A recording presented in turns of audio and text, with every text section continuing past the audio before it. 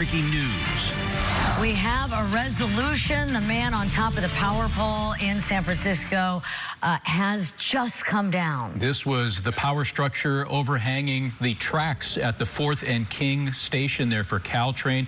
That had stopped all service since about 2 o'clock this morning. KRON 4's Michael Thomas has been following the story for us. This is his live picture. Let's bring him into the discussion now. Michael, you were there. You saw it during the commercial break.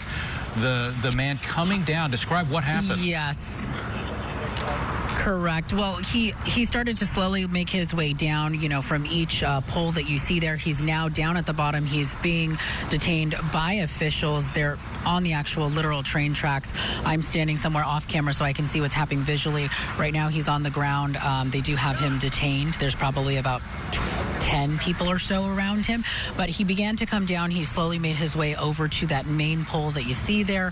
And then he made his way onto those 2 lower poles and then slid all the way down. Now, earlier we had the discussion of how he got up there. It seems that he may have climbed on top of a train and then caught onto one of those poles and climbed his way up. But I will say he did do a very well job, I guess you could say, of climbing down, almost as if he knew what he was doing or had done this before, because it was very quick and it was very smooth.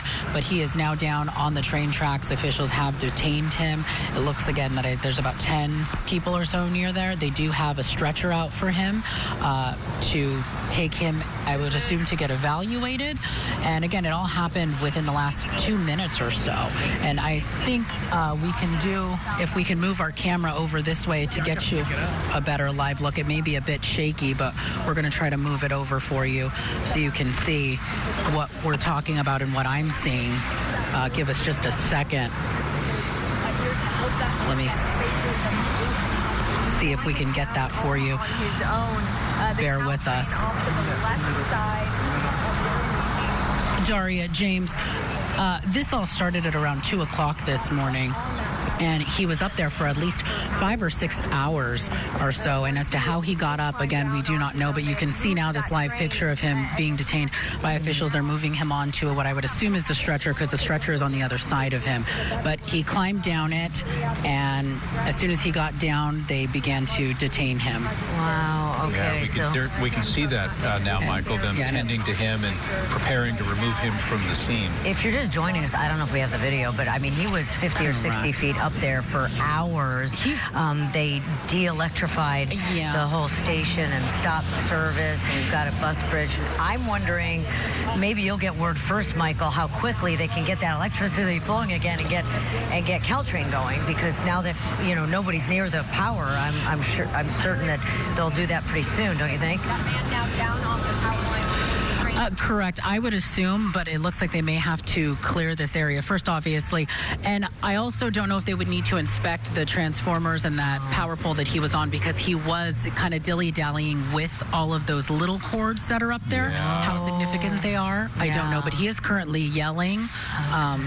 It looks like he's yelling with officials. It doesn't seem that he's moving or anything, so it doesn't look like if he's not resisting. Trying to fight them in any source. No, he's not resisting, but he is yelling, and I can't tell if these are what type of yells they are, because he's at such a distance. Right. But the negotiator seems to still be talking with him. I believe, from my understanding, it looks like the negotiator is the woman with the blonde hair. So that person is there talking with him right near his side, and there's a stretcher right underneath him that it looks like they're now putting him on. But again, this has been a 6 or 7 hour ordeal. So these Caltrain workers are all kind of standing alongside, waiting for, everything to kind of go back to normal. But as to an ETA of when everything will go back on, I do not know. But it looks like police are already taking down the caution tape.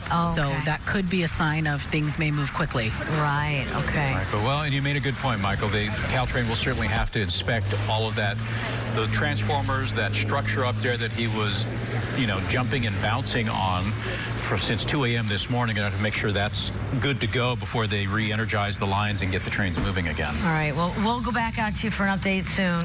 Thanks a lot, Michael. And